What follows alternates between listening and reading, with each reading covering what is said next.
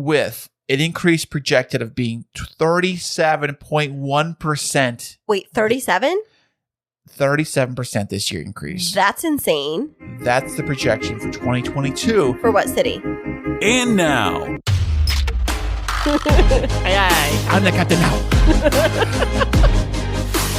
coming to you from the K2 Studios in San Diego, California. This sounds great. You sound amazing. I always sound amazing.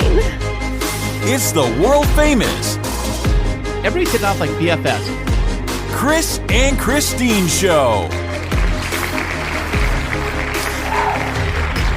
Hey, what's happening, everybody? How are you doing today? Thank you so much for listening, and I am Kris. And I'm Kristine, and welcome to episode 131 of the Kris and Kristine Show. Do-do-do-do. Oh, happy Monday as we record this episode today. Absolutely, and we have a special guest in the studio today. Clover, the podcasting puppy, is sitting here with us. She's like our little lucky charm. She really is. Maybe it's because she's a Clover. That's right. Clover, Lucky the Irish. Lucky, is she actually Irish? Is she no, but her little St. Patrick's Day dog? No, but her litter was the Lucky Charms litter. Why would they call it that? I don't know. They just come up with every litter. It has like a different fun little name or theme. And so she was from the Lucky Charms litter. So she literally is our Lucky Charm Clover. Is any of her brothers and sisters named like Leprechaun or Leppy or anything? I think there's a Lucky, and I thought I remember like a Goldie. Like there was some really cute names. Definitely. Well, fantastic. We got a little Lucky Clover in the studio. Hey, yes, Clover, you want to say hi? Nope, oh, she's really? just happy. She's licking your hands right now. What she's doing. She is. I love having her with me. She totally helps me feel centered and calm and ready for podcasting. Right before this, you were like, "Are you ready?" And I was like, "You know what would make me so happy? My Clover." So here she is with me, licking my little the microphone. Yeah, we had a buddy. little scare with Clover yesterday. Ugh, you had a scare. I was gone. Yeah, so this is what happened was I was helping Kristine load her car up to take off. Where'd you were going yesterday? Up to LA or something? Yeah, I was hosting a baby shower for one of my closest friends. So I was helping you load the car up, and I had the front door open, helping you carry stuff through the front door. And then after you left, I usually have Clover hang out with me. We play fetch around the living room. She brings her toys to me. Like she has this toy, like actual real baseball she found, and she's destroyed the thing. Get her teeth sink into the thing. You see bite marks all over the thing. So I like to throw that thing around the house for her to play with. She kind of plays fetch and brings it back, or other toys too. Mm-hmm. So I'm in here in the studio here doing some computer work, and had Clover with me. We're hanging out, and I'm doing some stuff, and I'm like, it's been a good 5-6 minutes or so. I'm like, Clover, where are you? Clover, let me go check. So I go running around, go out, leave the studio here. I go into the living room, and I look to the right, and then I see the door is wide open to the front door. Ugh. And I'm like, oh my goodness, the panic sunk in. And I was running out the door, where's Clover at? I was freaking out. But then I saw her right there on the front grass by the front lawn. She was just sitting there, looking at me. So I went to go get her. I know she likes to play this game of chase me if you can. Catch me if you can. Right. So she was totally running around the grass. Yeah, Clover, I'm talking about you. Yeah, from yesterday, remember? Oh, I know. So and the kids were sleeping still because it was early in the morning. So I had to I'm debating whether or not I run back in the house, get the kids, or and risk her running off. Right, running down the street, or I kind of keep her kind of in the one little area where I was kind of keeping her on the lawn, right, chasing her kind of with my arms open wide, kind of swoop her back into that area. I had the door open. I'm hoping that she would have gone back into the house, right, but she didn't. She was running laps around the whole lawn. And then I had to kept an eye on her, ran in Jacob's bedroom. Is right above the garage. So he had his window open. I think he heard me out there chasing Clover. So he runs down. He's like, kind of half awake, tries to help me chase Clover. And then two of us are trying to chase her. We couldn't get her because she kept darting from both of us. And who's always the magical Clover catcher? Mason. No, Mason was in his room sleeping or doing who knows what. So I had Jacob, go run upstairs, grab Mason, have him come down here to the three of us. Finally come down here. So three of us are trying to corner Clover. We're chasing her on both sides of the lawn. I went to the right, Jacob went to the left, Mason was in the middle. And it was so funny. It was almost like comedic like sketch because she's like running between our legs. Mason's trying to jump on her. I'm trying to get her to go this way. All three of us are taking dives on the ground trying to catch Clover. She's darting and I think she's laughing. She's totally laughing at us as we're trying to chase her. She's running around the property. And eventually, I caught her. Like Mason and Jacob distracted her just enough where I got behind her and grabbed her really quick. Oh my god, that gave me a total heart attack. And I didn't want to tell you, babe, until after it happened because if she ran down the street, then I'd have to take the dreaded call to Kristine that your dog ran away. I can't get her back. Yeah, that would have, I don't know what I would have done. I would have been absolutely devastated because she is like, I don't know. I don't even know how to describe my Clover. She is my buddy for sure. And we have these big, massive, hawks in the area in a tree, and a few houses down. There's some trees with these big, red tail, what do you call them? Fancy tail. Hawks? Were they hawks, right? Yeah, they're hawks. And they're big ones, too, and they're flying around the house here looking for whatever they can sink their little talons into. And so we're worried about Clover maybe getting picked up by one of those birds if, Hawk decided to, do something. So, for those that are listening in, maybe you're just catching up on, who we are and what our story is. So we live outside of the main part of town, and in October, we bought our dream house. Clover's yawning. You can hear her. So if you hear little noises, it's our little puppy. She's literally right here by the microphone with me. But we moved out from the center of town out to an area that is a lot more rustic. Rural. Yeah. So we live on a half acre with our dream home, which we're so grateful that we were able to purchase. But we have a lot of wildlife in the area, of which the most dangerous for Clover that we've seen to date are a family of hawks that live just one property over, and they hunt. You can hear them screeching. And so with hawks, I don't know if you've ever seen the movie The Proposal. That's the one with Sandra Bullock. I'm sorry, I must have missed that one. Well, yeah, she goes up to, it's her and Ryan Reynolds, I think, and they go up to Sitka, Alaska to see his family. And they feature this part where there's a hawk or an eagle. I think it's a hawk that lives on their property, and the grandmother's little dog is let out into the backyard, and the hawk grabs the dog and no way. Like Clover size? Yes, Clover size, exactly. And so I'm always super careful because hawks can typically hunt animals that are up to 10 pounds, and she's right in that range. She might be a little bit more than 10 pounds, but that's part of why we have we call it a bark potty. So that's what the brand is called. It's a potty that she uses inside because she can't be let outside off a leash because those hawks move so quickly. And so when she's in the yard at all, she has to be leashed so that we can keep her within our distance to be able to grab her back if the hawks start circling, because there's been times when I had her out on the leash and I was under the overhang of the porch and she was just roaming around the yard on the leash. And then all of a sudden you see the hawks circling. No way. And they'll start screeching. And I'm like, nope, you're not getting my puppy. Is there any time, I think I've heard about this, is where a hawk is actually taking a baby before, because that's 10 pounds. 10 pounds, the baby's less. A hawk took a baby? What are you talking about? Right. You're making up stories or a kid. now. Maybe it was a kid. You're thinking of a dingo. Maybe I'm thinking of Wizard of Oz. Baby. Wizard of Oz when the hawks. No, those aren't hawks. Those are flying monkeys. Right, the flying monkeys came by and they got Toto. That's right. That's my worst nightmare. That's not flying monkeys, but the hawks would come and get Clover. And so Clover. So yes, we're super careful about how we let her out. Maybe I'm a little bit of a helicopter dog mom. You sure are. One more thing I forgot to say about living out here in this area of town, the outside outskirts, we do have mountain lions in the area. Yeah, not on our property specifically, but they are just across the highway, and we have bobcats and things like that in the area. We may have coyotes. We've not seen them yet on our security cameras, but they're definitely... Possums. I think I did see a possum on the camera. Yeah, there's been possums, raccoons. We have squirrels.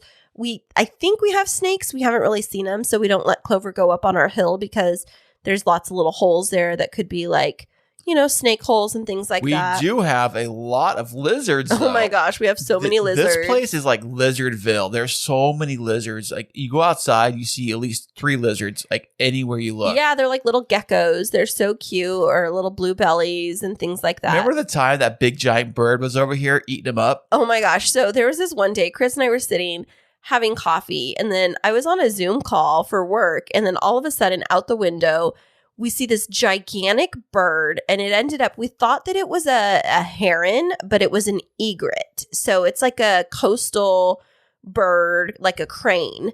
Right. It was tall and skinny. Oh, you know what? It was a though. heron. We thought that it was a crane, so it was an egret. But man, that thing, it's like, it was huge, and it was just hunting lizards. And Kris got out the binoculars. And what did you do, honey? Because you don't get too close to the thing and scare it away. So I got the binoculars out. From a distance, I could see it was hunting lizards. Okay, don't tell the details because they're gory. It caught a lizard, and I was watching it in the binoculars. And don't say it. It wasn't that far. It was in the backyard, so it wasn't that far away. So with the binoculars and whatever zoom it has, it's like really, I got really close and personal look of what it looked like when it ate a lizard in its mouth and with that's blood and bits. No more. Ew, gross. It reminded me of like the scene out of Jurassic Park or something. Yeah, it did. It got like 5 lizards here, but it was far away from the water, which was interesting. But all that to say, you had a little adventure with Clover while I was out. Oh, yeah, but thank goodness we caught her and we got her back safe and sound. Definitely. You had quite the eventful weekend, and not always positive events this weekend. What else major happened to you yesterday? So yesterday, you were gone. Oh, so the day started with Clover getting out, and then what happened just a couple hours later? So a couple of hours later, I decided to go to Costco to get some food. I mean, I go to Costco for not just a big like pickup of stuff. I'll go there for a few things too. It is okay to go to Costco and buy one thing. I know most people don't. They end up buying an entire cart, but I'll go there for a few things once in a while. I'll go there for say like dinner that evening. I love the pre-made dinners that Costco have. The tacos are fantastic. The chicken Alfredo is fantastic. So I took Macy and I said, you know what? I haven't driven the Z sports car. It's been about 3 weeks since I've driven her. Mm-hmm. Why don't I just take Mason for a little joyride? We'll go to the mall, pick up a few things. We'll go to Costco, and then we'll come back and have dinner ready for tonight. Maybe have a snack or something. So as I leave Costco with Mason and the Z, I'm driving down the main street there, leaving the place. And all of a sudden the clutch, it is a stick shift. It is a 6-speed manual transmission. What's a clutch, kids? Well, you have to figure that out. But anyways, I'm using the clutch pedal and I realize it's really light. And I'm like, what does that mean when it's light? Well, when you push on a brake, imagine pushing a brake pedal and it's like nothing to it. It's like nothing. Yeah. It's like you push it, it's at the floor. You got to use your foot behind it, pull it back up. Like, that's how it was when I was renting that big Ford Transit. Like I had to push it like way down for the brakes to work well. Oh, well, maybe they were so it was like super light. Yeah, go ahead. Well, the clutch in my car runs off hydraulic fluid. It keeps pressure in the clutch. So that's when you push the clutch in, it should have some force to it. And you pull it back, there should be some force to let it out. So you push the clutch in, shift a gear, let go of the clutch, and then you're driving along. That's how you change gears. So every time you put the car into any gear, you need to use the clutch pedal before you can put it in gear. So I pushed the clutch in to shift. It was acting really weird. I was popping out at the high end of the clutch. It was like popping out. And like, that's kind of weird. And then I realized the clutch pedal, I pushed the clutch pedal down and it got stuck at the floor. Oh. Like it wouldn't come back up. I put my toe behind it and like popped back up. And like when I tried using it again, it wasn't going into gear. It was grinding gears. And I'm like almost coming to stop and go traffic. And I'm like about to get on the freeway. And I'm like, this is not good. I think the clutch went out. So what would have happened if you got on the freeway and the clutch was out? Well, I could probably, while the vehicle's moving at high speed, I probably could have floated the gears, which means you shift without using the clutch. Okay. At higher on the freeway. It might grind, but I probably could pull it off. Could you have made it home? No. Okay. I still would have had the same problem. Somewhere I would have had to have been stranded. Oh, okay. Which is what happened. So I went past that intersection. I went to the next light, which was a left turn to get into this like rural area. It was like a transit trolley stop parking lot, and the parking lot was completely empty. So I figure if I can get in there, that gives me space off the road. It's a big open area to where if I need to get a tow truck or a mechanic or anything to work on something, I'll have the space to do it. Right. I'm not like, I hate being like stuck on the very side of a road because you got cars flying by you and stuff and all that. It's dangerous. So here I have Mason in the car. I've got frozen food from Costco. Not frozen food. It was fresh. It was fresh food that needed to be refrigerated in the car. It was warm. It was a hot day. And now the car is stranded at the trolley center. No clutch. I finally got it into neutral. So I was able to do that. And then I'm like, what? I think I know what the problem is. So I pop the hood, and there's a little reservoir for the fluid that you need for the hydraulic clutch. It was completely bone dry. Oh, wow. So I look under the car, and sure enough, yes, there's a puddle of fluid. So all the fluid drained out of something in there. And I'm thinking, great. What do I do? At that exact moment, when you're stranded, when most logical people would call a tow truck to help them figure it out, what did you decide to do? I called you. You said I can't answer the phone right now. So I just texted you 911, 911, 911, which means it's an emergency. Yes. And where was I? You were up in LA area. In the middle of? Irvine. In the middle of doing what? A wedding shower. No, I'm sorry, a baby shower. I was hosting a baby shower. I was in the middle of introducing the games, and I get a call, and I just replied back with, sorry, I can't talk right now. You know, the little automatic response, and then 911, 911, 911 call, I get. And so I call you back, and you're like, my car broke down. I don't know what to do. I'm like, call a tow truck. And you were like, well, I just don't know what to do. Da-da-da-da. I'm like, call a tow truck. Well, I did. I called. See, my insurance. You called me first. Well, and then let me finish. You called me first. And then you said, well, I don't know what to do. And I said, call a tow truck. And you're like, I'm going to have to call my insurance. And I'm sitting here thinking, but your car broke down. Insurance doesn't cover when your car breaks down. You're just going to have to pay for the tow truck. But my insurance does include free roadside towing. Okay, well then that would have been the first logical call. So I did call them. Of course, they patched me over to India, and it was not there because their office hours are closed. And so I had to talk to the guy, and he was trying to send me to a mechanic shop that, of course, on Sunday, they're all closed, right? Mm-hmm. So that was kind of my first thought. Well, maybe call the dealership. Maybe the dealership has got like a Sunday person working there, because usually dealerships are open on the weekends, but because their service was closed. So I'm like, what do I do? When the tow truck guy finally came here, he's like, where are we taking the car to? And I'm like, well, first off, when the tow truck guy came, there's me and Mason and the food in the car. So what do? He would not let anybody ride in the tow truck. They don't do that anymore. So what? They don't. So I didn't know that. See, this is the first news that I've heard of that. So that's what threw me off too. They told me they don't do that. So I'm like, he's like, you guys got a ride? I'm like, I didn't think about it because we don't have a ride. We have nothing, you know? Mm-hmm. So my parents were at a picnic with my sister's kids. So I had to call them up. They came to pick us up. They got there at the same time tow truck guy got there. Luckily, everybody got there at the same time. So did he tell you, when you called him, did he tell you that you weren't going to be able to ride with them? Oh, yeah. Well, I called the insurance company, didn't know. The guy that on the hotline didn't know. But I just thought that was a thing. You rode with the tow truck driver. Right. And they used to. Yeah, like not anymore. I guess maybe because of COVID, or maybe because the seats, belts, maybe not many. Maybe liability. Who knows? It could be anything, but they don't do that anymore, I guess. So.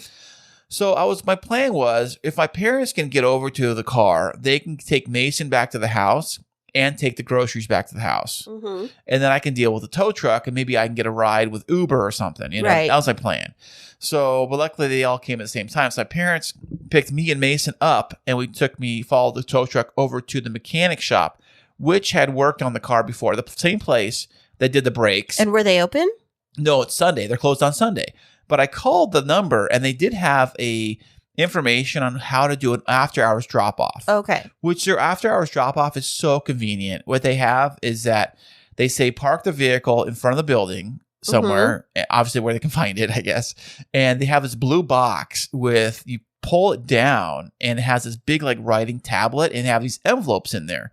And then it's basically on the outside of the envelope, it has like your name, your information, the car, the plate, like all the information, what's wrong with the vehicle. And then you put your keys in the envelope, seal it, and you insert it in their little like window drop for their mail. You know, that's how they do their after hours drop off. That's smart. Yeah. So the tow truck driver strategically placed the car like right in front of the bay doors, because he had a security camera facing the that area. So I'll put it here. So he dropped it off there. And what I was worried about after I locked everything up and everything, my parents were thinking, like, what if the car gets stolen or gets broken into or whatever? Well, yeah, I mean, I guess it can happen. But I was thinking, like, if it got stolen, then I'll get the insurance money, and then I'll, because I was thinking about maybe selling it anyway. So You're what? I was thinking about selling it to upgrade for the new Z. Oh, goodness. Heck no. So if anybody out there wants to buy my Z for top dollar, it's going to be getting, well, let me tell you what the damage is, because I got the call from the mechanic today. Like literally before we started recording today, the mechanic called me for the great news of how much it's going to cost to fix the car. Oh my. And what did he say? Well, 17,000? I thought it was just going to be the little reservoir that needs replaced. Oh, yes. So that's the part of the story that you forget. So last night, after everything happened, you started doing what everybody says not to do. Like when you get diagnosed with or you have some health symptom, is like, do not go to WebMD. It is your enemy. So you decided to take the little bit of knowledge that you had about what you thought was wrong with your car to self-diagnose it and to get yourself set on the expectation that, oh, this is only going to be a $500 job. And I kept saying, you shouldn't be doing that because you're going to set yourself up to think that it's going to be cheap. And what happens if it's a full clutch replacement? And you were like, no, I know this is what it is. 100%. I know exactly what this is. Well, it turns out they want to replace the slave cylinder, the master cylinder, and they also recommend replacing the whole shebang, the entire clutch, flywheel, every single thing for the clutch. They want to replace the whole thing. And I'm like, because when you replace a clutch, the way that it is, the clutch sits on the back of the transmission, right? Okay. So between the flywheel, which is like the engine block, that goes clutch and then transmission. Okay. Which is in the middle, which means you have to remove the transmission to get to the clutch. Okay.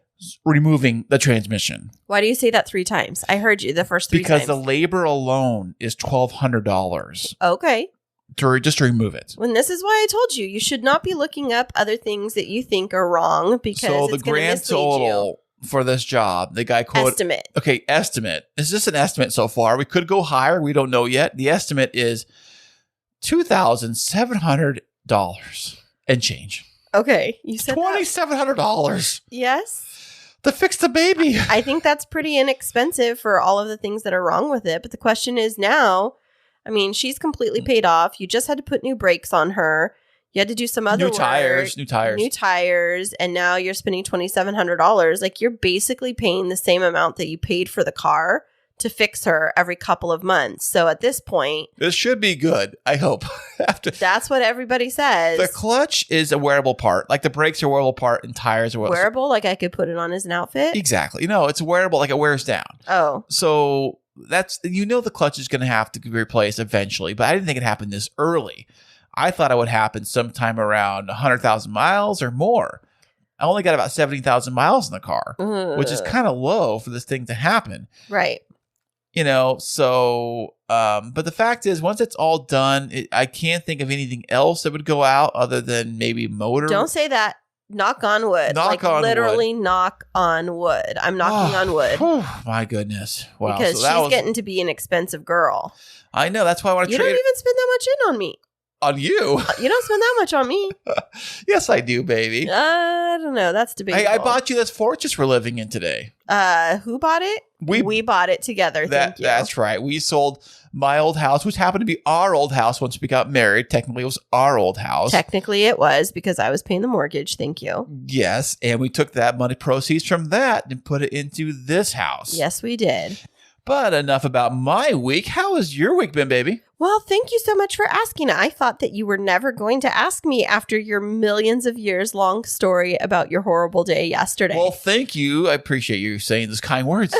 You're the person that can totally take a story that was like a 10-minute incident, excuse me, and make it into like a 15-hour incident that is enough for like an entire radio broadcast. It's what you got to do, baby. What you got to do is you got to do, Definitely. Well, I'll keep it short and sweet, but my week was very busy, but it ended up being a very interesting turn of events because I thought that I had the flu last week because after the wedding last Monday, which was amazing, by the way, It was just phenomenal. My biggest floral wedding yet. And you can definitely check that out on Instagram at Kristine Smith Designs. And our website.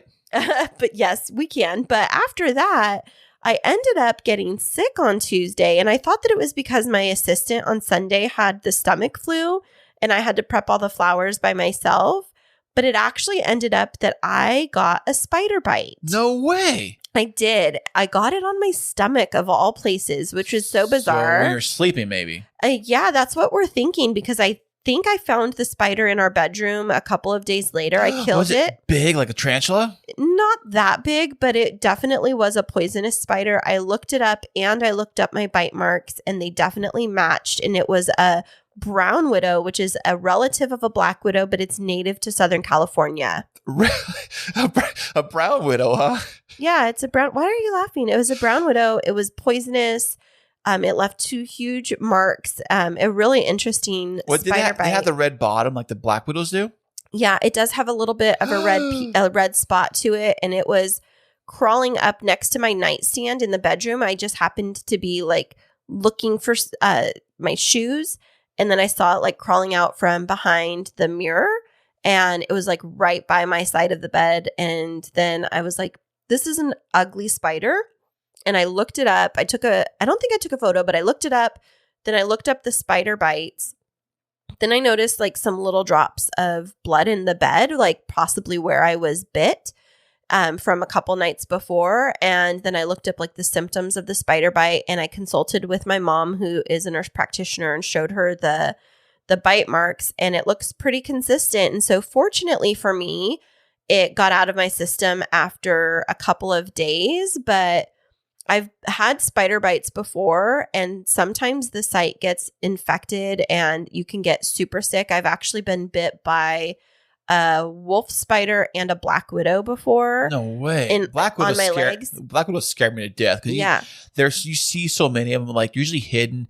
If you have any kind of lawn furniture, they're usually hidden in the back, behind, underneath. They like to go in like dark little places and hide out there. And I see them when I like go take the lawn chairs and fold them back up. I see like little nests and little eggs in there. I try to get rid of them and kill them, but black widows scare me to death. Well, it's interesting. Now I've been bit for a third time. All 3 times I've been bit in a bed. So the first time I was staying at a hotel in Washington, D.C., and I was bit by a spider on my leg. And then we later found that there were black widows underneath the furniture in the hotel. So this hotel was supposed to be like a really nice hotel, but when we checked in, it ended up being like kind of scuzzy, but we, had paid already for it. And so we had to stay.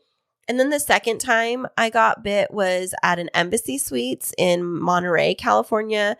And it was when Ezekiel was really little, and I was sleeping out on the hide-a-bed in the living room of the Embassy Suites because I was just trying to like keep him in the bedroom in a dark place where he could sleep. And so I was sleeping on the pull-out bed, and it was on the opposite leg, interestingly enough, from my first bite. But this one, thankfully, I didn't get as sick as the other 2, and it didn't get as swollen, but I definitely did have what felt like the flu. And so I was out of work for a couple of days while I was recovering from that. And then had a wedding that I was coordinating on Saturday. And then I co-hosted a baby shower for my sweet friend Lana and her husband Mark. She is one of my friends that I went through the doctoral program at USC with, and we became super close. And she and her husband are getting ready to welcome twin baby boys. Twins? That's double the trouble, let me tell you. Definitely. I'm so excited for them because they have been waiting for 7 years to be able to have babies. Never thought they'd be able to. Lana is a 2-time cancer survivor and has had a lot of health challenges. And so it's definitely, it was just so special to be able to be part of that day. And you know me, I love helping to host things to celebrate my friends. And so I got to have one of my friends make the floral centerpieces, and then I did all of the decorations. Her mom handled all the food, and her best friend since childhood did like all of the sweets. But it was really fun and really a lot of joy seeing her being celebrated. But I will tell you that the drive back and forth up to Irvine definitely was a killer yesterday. I was so tired because I woke up with a migraine that on the way up, I had to stop at the rest area and rest for like 20 minutes because my migraine medicine was making me sleepy. And then on the way home, I was so tired that I stopped at the rest stop on the way back. And I was just going to rest for like 20 minutes, but I ended up putting like another timer on for another 25 minutes. And I took like a 45-minute rest. No way. I was so tired, honey. I was so worn out. Oh, yeah. I mean, and I was kind of worn out, too, of all the emotional damage I went through yesterday with the car and stuff and all that roller coaster, that fun stuff. It kind of Sunday was not the way we planned it being, and it just kind of happened. And now here it is back to Monday. Yep. And it's going to be another busy week with me traveling for work. And so we got to this episode a little bit late, but I'm excited for it. It's another episode of just you and me. And I do enjoy that when we don't have a guest. I mean, I love our guests, but I enjoy getting back to basics, like the fundamentals of fun with Kris and Kristine, coming up with some of our own fun topics to chat about. And speaking of that, what did you come up with for us this week? So speaking of, we bought this house like back in October of last year. We've been living here. It's almost, I think it was like 8 months now, 7 or 8 months. 8 months now. And we actually sold the other house at a pretty good deal on the other house when I did sell it. Well, we sold it. I'm sorry. And I was looking at, I got something to the other day saying that the value of the old house is almost $100,000 roughly above what we sold it for. That's crazy. And what we sold it for, I thought was crazy at the time. Everything keeps going up and up. I know. And people keep talking about how expensive houses are right now because of all of the different things that are happening in the market. And sometimes that stuff confuses me. Right. It sure does. So today, coming up next, we are going to tell you as of right now, what the interest rates are going into the market. You want to buy a new house, what you're going to end up paying versus what we paid when we bought our house, and top 10 cities that have grown more than 20% in value or expected to grow at 20% more in value coming up this year. And we're going to have that right after this. Hey there, K2 crew. We love having you as our loyal listeners. To keep up to date with what's happening behind the scenes, check us out on social media. Yeah, you can find us on Instagram and Twitter. And don't forget to follow our Facebook page. Yeah, tag us in your favorite fun stories, and guess what? You might just end up on the show. Ooh. Welcome back, everybody. And today we have, we're going to talk mortgages and homes. And if you are a home buyer, God help you right now. If you are a home seller, you're probably loving it. Well, I don't know, because if you're a home seller, you're probably looking at getting into a new place pretty soon, and that could be even equally challenging. Speaking of that, I did run a survey on Twitter last week talking about this, saying with home prices being as crazy high as they are right now, you'd get amazing money for your house. Would you be considering selling your place to move into, just to move? And 47% of the vote said no. They're just going to hang on to what they have. Interesting. Which probably drives prices up even higher now that the demand isn't as quite there. I remember like in a time when everybody's selling, doesn't it drive the price down?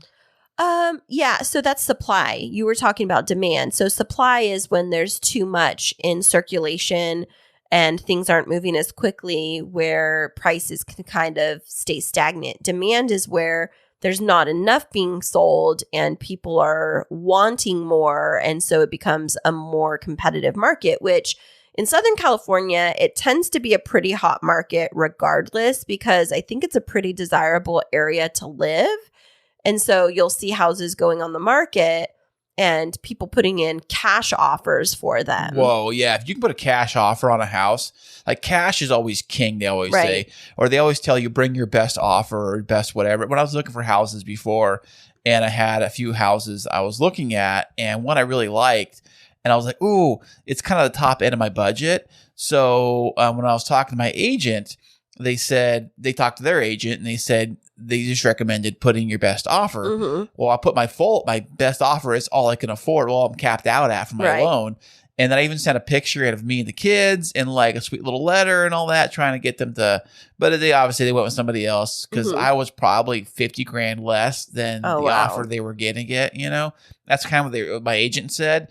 So that was like 7 years ago or whatever. So God, that was a fun time, let me tell you. But of course, houses were a lot cheaper then than they are today. Yeah. And what's funny, because today like recently, the feds have raised the interest rates to crazy new highs that you haven't seen in like 7 years. And what is the 10 years. reason for that? Because that's what it kind of blows my mind with so much inflation happening and with all of like gas prices and everything skyrocketing. You would think that they would want to keep the rates stable to just keep houses moving so that we could keep having like a generating income. Yeah, maybe you got a point with that. Like that's another world of stuff that I know nothing about. All I can tell you is what the facts are. And the facts are when we bought our house, a good rate would be somewhere around 3 to 3.5. Right. That'd be considered a good mortgage rate at the time we bought our house. And now what are they at? What are we at? Well, what are the rates at right now? Oh, so if you wanted to get say a 30-year fixed rate, I just pulled this information today.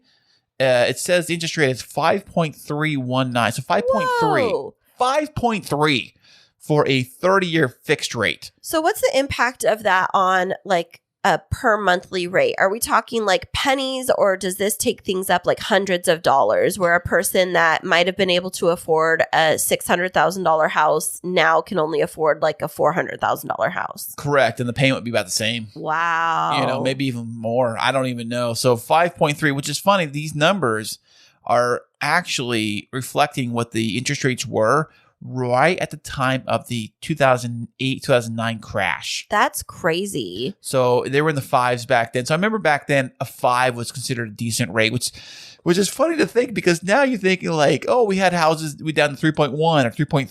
Mm-hmm. Now 5s are considered like a low rate. So even if you want to get a VA loan, 30-year VA rate, that's 4.6. That's crazy. And you think about this, whenever the rates get raised, it really impacts people that are on the, like, they're trying to get a house. I had this chance encounter with a lady just a couple weeks ago. So when I went to rent my cargo van from Hertz a couple weeks ago, I needed to pick it up and I needed to bring the Explorer home, and then I needed them to bring the van to me. So they had their driver bring the van to me, and then I drove her back to the Hertz rental place. Well, as she was in the passenger seat, I was chatting with her, a very sweet gal. Her and her husband are immigrants to this country. They moved here legally multiple years ago, and they've been living in an apartment. And she was telling me that they've been saving up to try and buy their first home for 5 years. Wow. And so they've put away, and they both work at Hertz, very hard workers. And they've been paying their rent and living in a smaller area, and their kids are grown, but they're trying to purchase their first home. And just as they were getting ready to purchase a house and, they've been putting in offers, then the interest rates go up and now they're priced out of the market. And so, no way. Yeah. And so she was very discouraged because, she pulled up to our house and she says, oh my gosh, this is such a beautiful home. And she talked about her dream of home ownership, which is part of that American dream, It's always been ever since like the 50s or 60s, whatever. Right, even before is then. being able to like stake your claim to your own home. And she was so discouraged, saying, her and her husband had worked for 5 years to save up enough money to put a down payment, and now they can't really afford it because of the interest rates, and they had just saved enough to know what their budget was. And so now they're faced with, do we have to get a much smaller house and pay a bigger payment on it, or try and wait out the industry and try and wait for the trends to kind of trend in the opposite way? Well, if the trends go the other way, like you're thinking, if they go down, like the values start to go down, they may kind of stable off. They're not going to crash like they did before. I don't think. They may slow down or go down. But here we have a list of the top 10 cities where housing prices are expected to rise. Okay. Over 20%. Now, you think that 20% number is usually the typical down payment required to get into a house for a standard loan. Now, is this saying like it's going to raise 20% just for the prices of houses that are on the market, or is this also going to benefit people that hold on to their house where it's going to go up in houses value? In general, because you can check the value of any house and see what the value is. So they're saying 20%, the houses are going to go up 20% over all houses, whether on the sale or just house you own you're sitting in. So if you're a homeowner and you see your house rises 20%, you're happy because that's equity. That's money in the bank. Yeah. So, okay, I haven't seen this list yet. So I am going to project, and we'll see if I'm right, that the top places are going to be like New York City and San Francisco. No. Now, do you want to go from 10 to 1 or 1 to 10? Let's go 10. Well, whatever the last one is to that first one on the list. Okay, so the last one I have on here is number 10, coming in 10th place. We have Riverside, California, with a forecast of 21.8% increase. Oh, that's interesting. Why is that? Well, it says Riverside's known for its orange groves, rolling hills, nice weather because it's in Southern California-ish.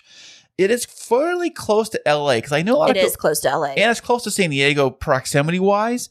So if you live in that Riverside area, I always know people can either travel to LA for work, which there's a lot of places to work in LA, right? Or even San Diego. The distance is almost the same-ish. So you're driving freeway either way you go, but you're in that kind of no man's land, I guess, where you're kind of like, and there's stuff out there. Yeah. But you can kind of go both ways. So that comes in number 10. I remember houses in that area. The whole area kind of like, I think that place was really affected when the housing crash happened in 2008. That was one of the worst affected areas in the country. Where did you get that fact from? That's a magazine I saw back then. I was reading magazines about that way back in the day. And you just remembered that fun fact? Yeah, because all those houses shot up. If you think about it, that area was priced to be more of a starter home, like a newer builds, but for starter family homes. They were priced pretty reasonably. And those are the ones that got into those houses that probably shouldn't have because of their stated income, and they did a lot of shady stuff with the income with the mortgages back then. Mm-hmm. They called them, what did they call them? It was a term, a subprime. That's what it was, subprime mortgages. Oh, okay. They got all those subprime mortgages where all those houses down that area were affected heavily. Those ones were hit, like you could see blocks and neighborhoods totally like foreclosed, like the whole neighborhood foreclosed. I lived in a neighborhood like that because it was where the new builds were happening, and people were just like cash for keys, walking away from their houses, right, and mailing in their keys to the bank. So speaking of that, similar, if you drive through that area, you head up north, number 9 comes in at Las Vegas, Nevada. Oh, I could see that. Well, it says Las Vegas did have a hit because of COVID, but they're going to be projected to go up above 23.3% in this year, home values. But I don't understand why so many people move to Vegas because it's so stinking hot there. Well, it's hot. It's hot in Riverside. You lived in Fresno. It's hot there too, right? I know, but Vegas is a different kind of heat. It's Isn't it about the same this time of year? No, it's like 120 there. Yeah, but it does actually snow in Vegas too. If you know that, on the other side, it gets cold too in Vegas. Yeah, so I don't get why people move to Vegas. I mean, you've got all the casino traffic. Ugh. Well, coming in number 8, we got, is it Boise, Idaho? Oh, I had never been to Idaho in my life. I just want to make potatoes or something. I don't know. No, my parents, they used to live in Idaho when they were newlyweds, and that's where my sister Laura lived for a long time. My sister Kim. Oh, really? Yeah, my sister Kim was born in Utah, but they lived in Idaho for a couple of years.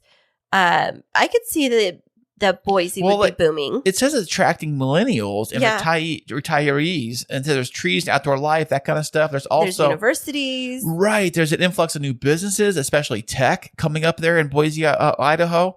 So that's also what prices makes houses go up in value, if there's things out there that are desirable for people to go do. Definitely. I think that the lifestyle is a little bit slower paced than what we get on like the extreme East Coast and West Coast. It's like more of a Midwestern vibe, and people might like that, being able to slow down. And then cost of living, I would think, is a little bit more economical. So even if it goes up 20%. 23.3% to be exact. But still, if we're talking like being able to buy a huge house for like $250,000 or $300,000, then, still. It's cheaper than down here. I can tell you that much. Yeah.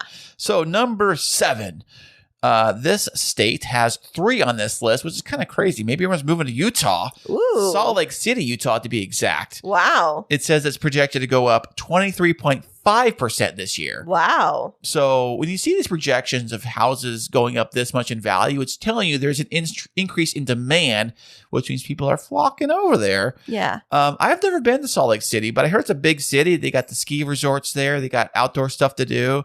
I've been to Salt Lake City. My best friend lives just 20 minutes from there. That's right, Kira. Hey, shout out to Kira. Maybe Kira's on this list. Maybe her house is on this list. You never know. Maybe she bought her house not that long ago.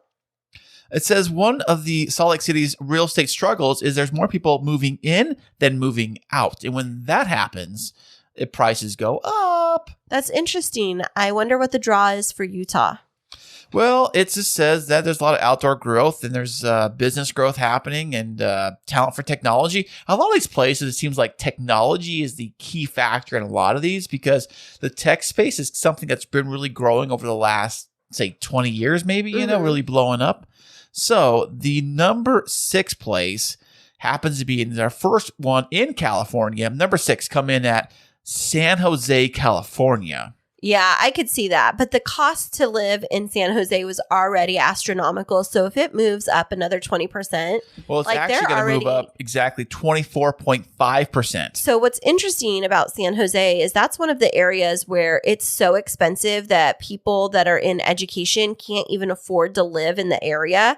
And so some of the school districts are helping to subsidize building like apartment complexes for educators to be able to move in because the median price of housing there for a starting teacher means that they would have to have like 4 or 5 roommates to be able to get a comfortable place to live or work like 3 jobs. Yeah, it's crazy. Well, speaking of jobs, San Jose is close to all the tech headquarters. We're talking Google, Netflix, Apple. They're all like not that far from there. So I think that's what's driving a lot of the prices up in that area. Because have you seen the Apple campus, by the way? I've seen it. I've seen pictures of it. It looks like a spaceship or something. It looks like crazy with a big park in the center. Google, you have, I think Netflix is up in that area too, right? Right, that's what it says here on this list. So if you're ready to join the rich and famous in San Jose, you may want to buy soon as prices continue to rise.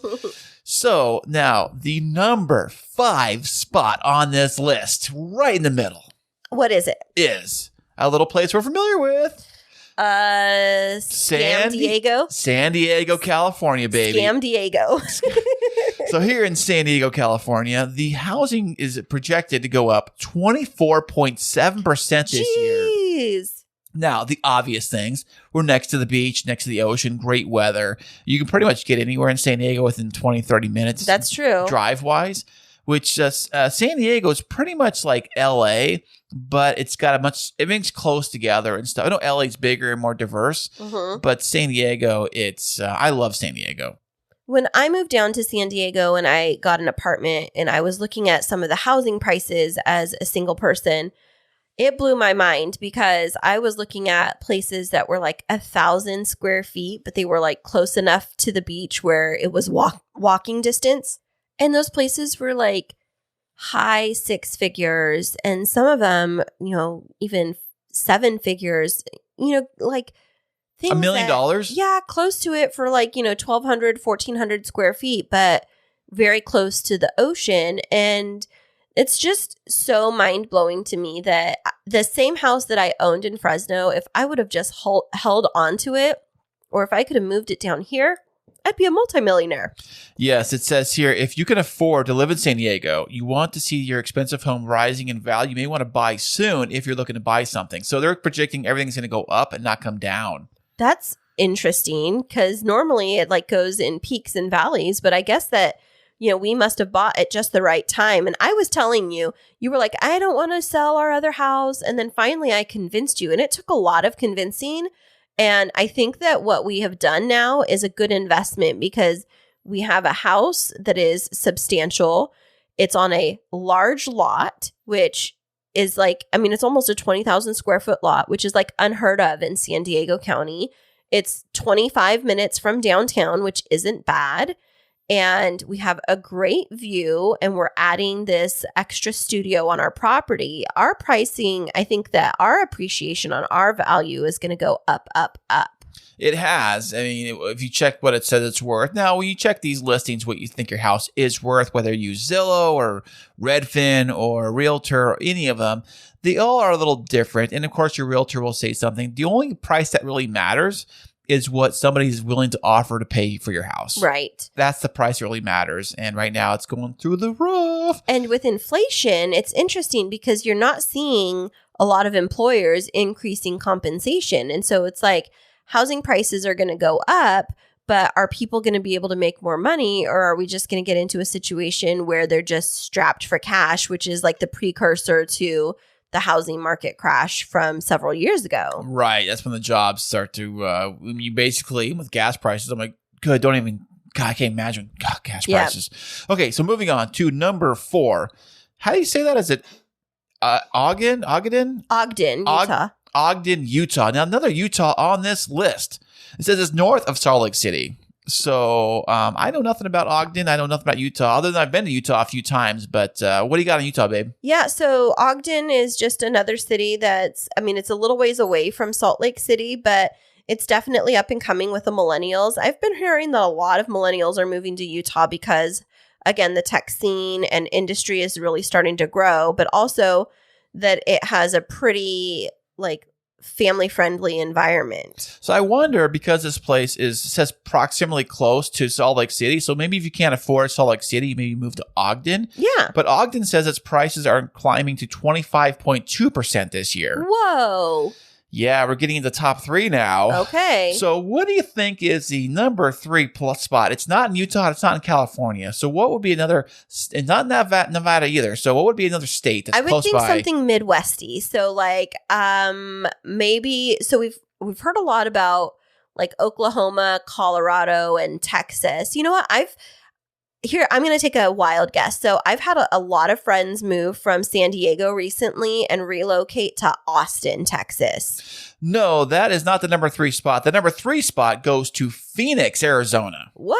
I know. What is it with all these heat places? Well, here it says low property taxes and cost of living. It's lower than normal for the national average, which probably makes it more desirable. Interesting. I heard just last week that you can buy literally a 2,000 square foot house in Phoenix with a yard, maybe even a pool, for like $200,000. Yes, and then if you go outside during the months of late April till October, you can also, catch on fire because it's so hot.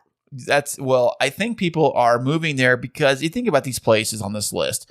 They're going up in value because people want to buy a house, right? So they're just going to go to where they can't afford. So if everybody's thinking the same exact thing you're thinking, which is, our budget is X amount of dollars, where are those houses? Let's all move there. And that's what happens. That's what drives up the inventory. Drives up the appreciation. Right. It drives value. up. Yeah. So this actually says the value is going to go up 26.2%. Wow. But living in that heat just seems tragic. Well, it's all tragic, baby. And I'm sure the next top 2 places are also hot places in the earth. So that was number 3. Now the number 2 place is another Utah. Oh. Provo, Utah. Oh, yeah. Provo is that's another area that's not super far from Salt Lake City. I mean, nothing's really super far from Salt Lake City. Well, Utah's a big state. What do you mean? Everything's far from you. It's not a big state. Utah's huge. No. Yeah, it is. Like half the size, like a third of the size of California. Yeah, but it's about the size of Nevada. Nevada's huge. Okay. Well, to have 3 places in Utah on the list is interesting. Speaking of Nevada, can you name 2 other cities in Nevada other than Reno and Reno and Vegas? Yeah, Laughlin and Carson City. Oh, there you go. It's more than most people can do. Yeah. Most people can't name more than 1. Sparks, Nevada, Winnemucca. That's where my cousins used to live, was Winnemucca, Nevada. Really? And the funny thing is, the capital is not Vegas, although people think it is. Isn't it Carson City? I think so. Yeah. But it's not Vegas, which is kind of funny.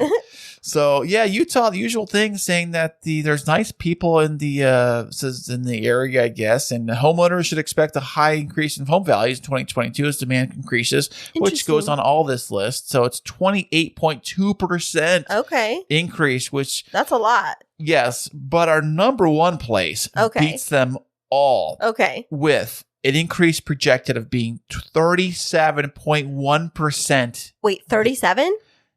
37% this year increase. That's insane. That's the projection for 2022. For what city? Our number one place comes in. You mentioned earlier, but I'm going to tell you right now, number one comes in with Austin, Texas. What? Now, That's crazy. Austin is known for its warm weather, affordable housing, and bustling cultures and nightlife and all that fun stuff. I heard Austin is like becoming like the liberal city, or the only liberal city in Texas, which draws a lot of tech crowd and younger crowd. Yeah, and the vibe of Austin is closer to like a Nashville, where there's like a lot more restaurants that are popping up, bars, like places for people to go and hang out, cool coffee shops. There's a big tech industry that's evolving. But one of the things that's interesting, and I think this was one of the guests that we interviewed several months ago was saying, is that, you know, the influx of people from out of state is driving up the home values to where Texans, 37%, yeah. Yeah, to where Texans are getting resentful because it's outpricing them. And it was like their quiet little sleeper city is now becoming this huge bustling metropolis. And it's making it really challenging for the locals. Well, yeah, if you think about this, imagine if we were to sell our house and take our massive profit we got from the house. So say we had the place for, say, 5-7 years, and we were so upside on value that we could cash out and literally take the money and take all of it and outprice local buyer in Texas and just walk right over them and say, we're putting X amount of cash down, boom, total paying cash for your little house. And we just walk right into it. Right. And outbids everybody else. So I can see that happening with home buyers in the local market. But gosh, 37% increase. So basically the moral of the story is really get in if you can. And if you can't, I'm sorry. And if you save so much to get to this point, I'm very sorry. Well, you know, people say the market's not going to come down again, but it always settles a little bit. So I think that it'll come down a bit and interest rates will come down a bit. So just hang tight. Don't feel desperate and don't end up, you know, purchasing a house like a panic buy, because what will end up happening is you panic buy something and you might be willing to overlook, you know, an inspection or things like that. Or the roof falling down or something. Right. And so then you end up with these like huge housing issues, and just, you know, keep yourself calm, and the right house is going to be yours at the right time. And I really truly believe in that. And so we don't say this to freak you out. All that to say is, if you can't invest in a house, this might be a good opportunity if you live in one of those cities that are going to be appreciating the most. Right. And if you get in something small, like say even a condo or a townhome, right? Those go up in value also. And you could do like what I did. You can try to ride yourself out a few years and then maybe sell it for a profit and upgrade. Absolutely. Well, any other words of wisdom that you have for our listeners today, Kris? That will do it, folks. And that is all I got, baby. So where can our listeners find out more about us and our resources and this great advice that we give out? You can go over to KrisandKristineShow.com, the fantastic website. This is tell you all about us, Podtastic Audio, and Christine Smith Designs is on over there.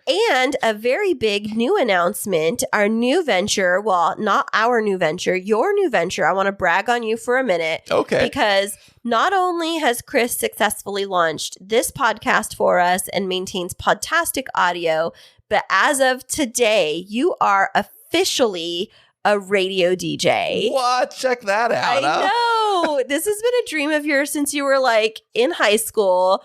You started to go to school for it, and today your dream becomes a reality. And so it's officially the launch of K2 Radio on, what is the name of the channel? It's going to be Surge FM. Okay. And I have to get all the details worked out officially, but it's going to be on Surge FM. It's going to be 7 p.m. Pacific, 10 p.m. Eastern is when the show is going to be on live. Yeah. And so one of the things that I love about it is the blend of you doing your fantastic DJ work, bringing in some music that you really enjoy, and then also bringing in some bits of the podcast, some highlights from some of our best shows. And I'm super proud of you, and I wanted to brag on you. And so over the next few weeks, keep watching our show notes, because as we get more information about Kris's new show on Surge FM, we're going to leave the link to that in our show notes so that you can catch him on the reg, on the go, and you can become a big supporter of K2 Radio. Ah, fantastic. K2 Radio. It goes K2, our K2 show in the K2 studios with Podtastic Audio. Now K2 Radio. I love it so much, man. How do you feel, honey, accomplishing this dream of yours? I feel fantastic. I just can't wait for everyone to hear it and listen. It's going to be live radio, live like anything you ever heard before. And I'm so proud of you growing in your skills and just really building up our brand and building up your brand. And so definitely go out and support Kris in this exciting new venture. Check out our website and check out our show notes for more information about some of the sources where Kris got this important information about the housing market too. That's right. Fantastic. And we will be back with you guys next week.